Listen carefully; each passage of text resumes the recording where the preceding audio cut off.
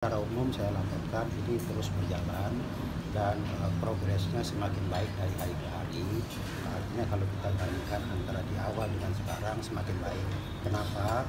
Karena di awal kita memperlakukan PWA, banyak persoalan-persoalan, banyak constraint, banyak hambatan yang muncul, baik aspek komunikasinya, aspek teknologinya, aspek teknis transaksi pembayarannya.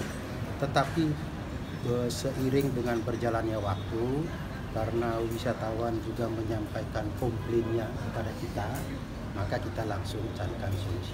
Seperti misalnya mau transaksi ternyata ada kendala pada kapasitas dari aplikasi Love-Bali. Karena itu kita tingkatkan.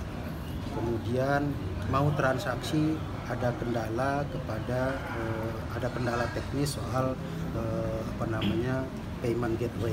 Karena itu kita komunikasikan dengan Bank BPD, dengan Bank Bejira, sehingga bisa disempurnakan.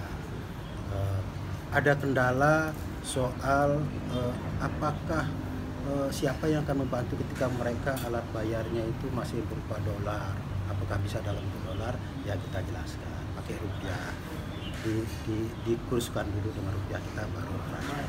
Jadi kendala itu kita temukan dalam pelaksanaan, tidak kita identifikasi pada saat kita menyiapkan. Oleh karena itu maka setiap aspek, setiap kendala, setiap komplain kita respon, maka kendalanya makin berkurang dari hari ke hari. Tapi belum sempurna ya. Untuk implementasi budaya dan lingkungan itu sudah berlangsung atau Maksudnya apa?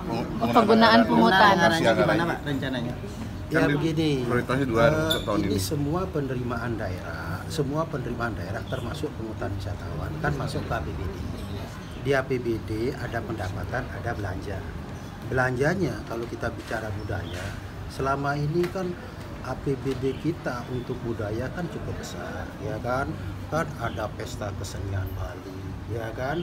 Ada bantuan untuk desa adat. Itu kan semua dalam rangka penguatan budaya yang selama ini kita biayai dari APBD, sehingga dana APBD kita banyak terserap untuk itu.